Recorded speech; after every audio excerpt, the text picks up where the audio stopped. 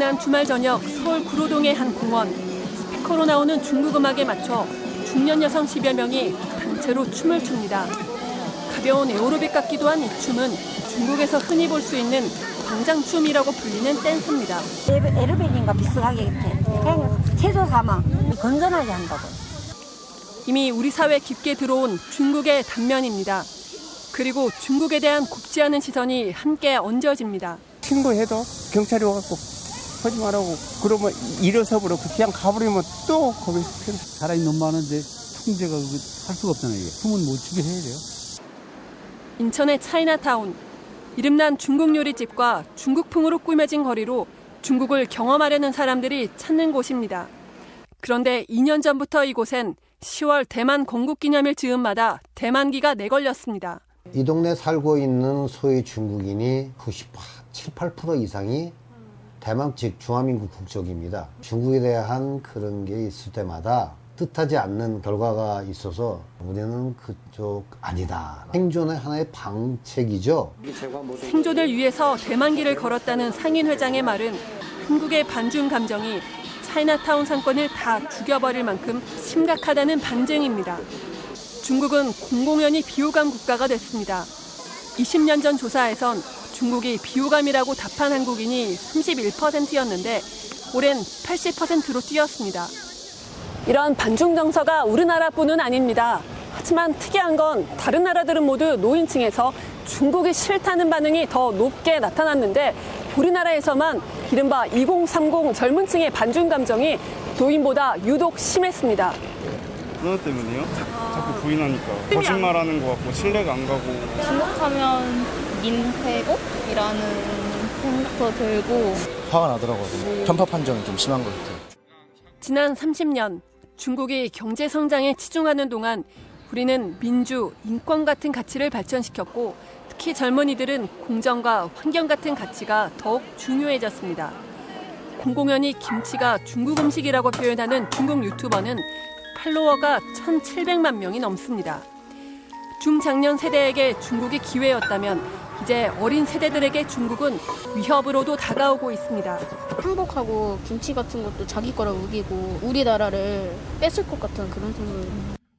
중국에 대한 반감은 한때 가난했던 이웃 국가가 다시 초강대국으로 변모해가는 과정에서 우리와 다른 체계를 가진 근본적인 차이가 하나 둘 부각되기 때문이기도 합니다. 미디어에 의해 증폭된 위협과 실제 위험 요소를 구분해 대응하고 서로에 대한 이해를 넓혀가는 게 필요합니다. MBC 뉴스 신정연입니다. 베이징에서 열린 한중 청년 단편 영화제.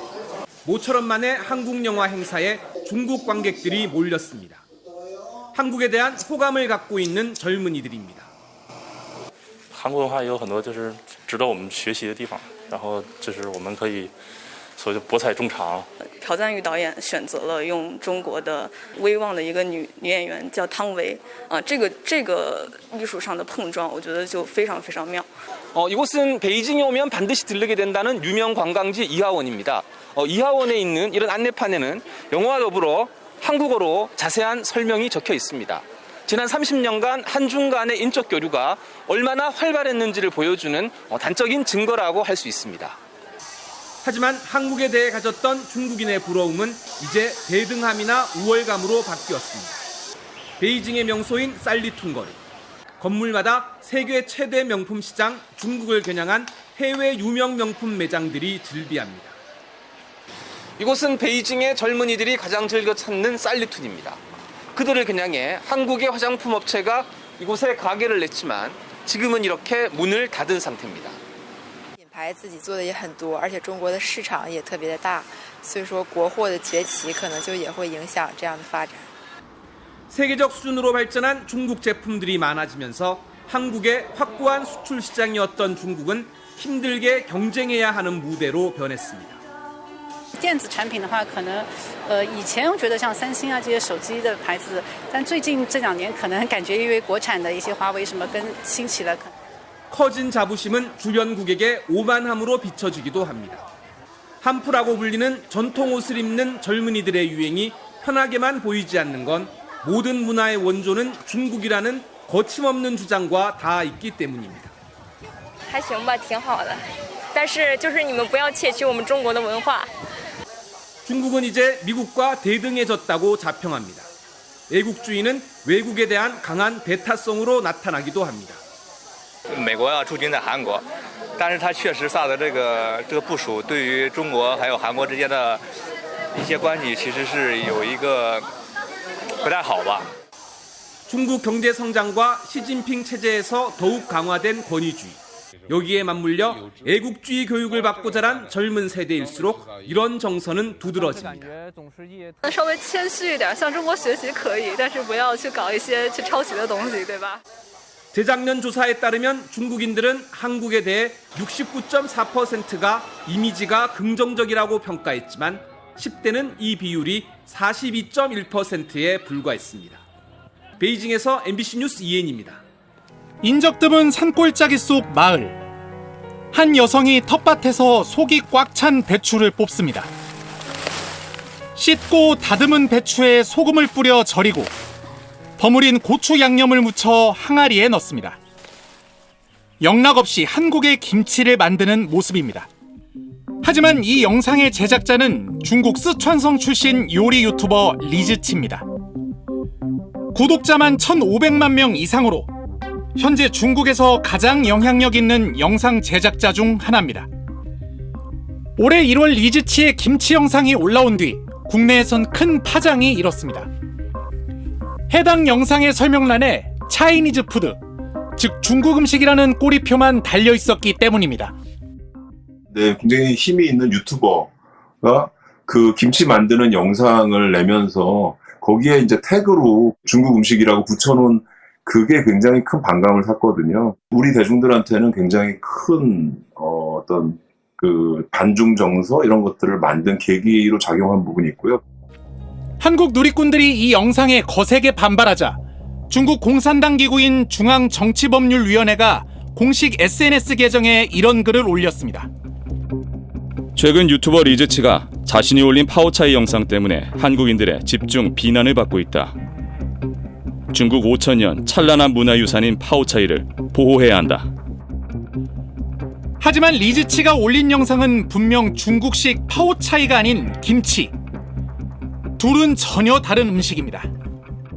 젓갈, 동물성 발효식품이 들어가는 건 채소절임 식품 중에서는 김치가 전 세계 유일무이하고요. 파오차이는 술이나 식초 같은 거를 넣어서 발효를 초기부터 억제하는 구조고요. 피클하고 비슷한 거죠. 여기에 중국 정법위가 한국인들이 자신감이 없기 때문에 각종 피해망상을 만들어낸 탓이라는 비하 발언까지 덧붙이면서 국내 반발은 더 커졌습니다.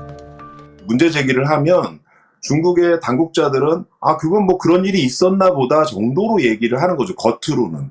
근데 실질적으로 하는 행동들을 보면 무슨 당 기관지가 나서고 이 문화공정이 굉장히 중국의 국가적인 차원에서 뭔가 진행이 되고 있는 상황인 거고 이런 것들이 사실은 우리를 더 불안하게 만드는 부분인 건 사실입니다. 올해 초엔 유엔 주재 중국 대사가 이 김치 논란의 대상이 됐습니다. 장쥔 유엔 주재 중국 대사는 SNS에 김치 포기를 들고 엄지를 치켜 올린 자신의 사진을 실었습니다. 그리고 영어로 겨울을 다채롭게 보내는 방법 중 하나는 직접 담근 김치를 맛보는 것이라고 적었습니다. 하지만 민감한 시기, 중국의 외교 성과를 홍보하는 중국 정부 공식 계정에 자세한 설명 없이 김치 사진을 올린 건 분명 의도가 있는 게 아니냐는 의혹을 사기에 충분했습니다. 세계적인 그룹으로 자리매김한 BTS. 지난해 뱀플리트상, 즉 한미 친선협회인 코리아 소사이어티가 주는 상을 받으며 이런 소감을 밝혔습니다. The 70th anniversary of the Korean War. We will always remember the history of pain that our two nations share together. 한국 전쟁에서 한미 양국이 겪은 희생을 기억하겠다는 말. 그런데 곧바로 중국 누리꾼들의 집중 공격이 시작됐습니다. 한국 전쟁에서 미국을 지지한 BTS는 중국에 오지 마라.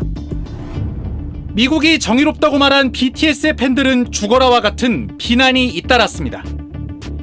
이를 주도한 건 중국의 MZ세대라 할 수 있는 20, 30대 젊은이들이었습니다. 역풍을 우려한 삼성과 현대차 등 국내 기업들은 즉각 BTS를 모델로 한 중국 현지 광고부터 내렸습니다. 지난해 TV 예능 프로그램에 출연한 이효리 씨. 저 린다 아니니까 린다라고 부르지 말아주세요. 자신의 부캐, 즉 다른 활동명으로 마오라는 이름을 언급했습니다.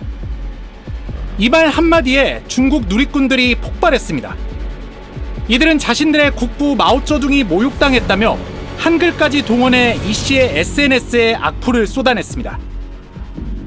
결국 이 사건이 계기가 돼 이효리 씨는 SNS를 중단했습니다.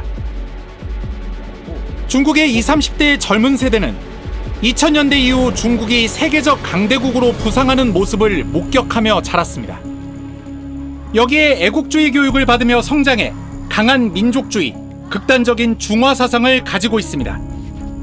혈기왕성한 젊은 네티즌들이 중국의 역사가 이렇게 아름답고 이렇게 문화가 깊은데 왜 이걸 다른 나라가 우리 자기네 나라 거라고 우기냐라는 그런 국수주의적인 관점으로 이것이 더 전환이 돼가지고 정부가 조정하거나 뒤에서 뭔가 응원하지 않더라도 애국주의적인 신념들을 막 표출하는 그런 상황이 지금 도처에서 나타나고 있는 그런 상황입니다. 중국의 문화대혁명 당시 마오쩌둥의 사상을 생명처럼 받들며 폭력적 행동도 서슴지 않던 젊은 세대를 가리키던 말 홍위병. 이 홍위병에 빗대 지금의 젊은이들을 신홍위병, 21세기 홍위병이라고 부르기도 합니다. 이들은 다른 나라나 외국 기업들이 중화 사상에 도전한다고 생각되면 인터넷과 SNS를 통해 집단적으로 공격에 나서고 있습니다.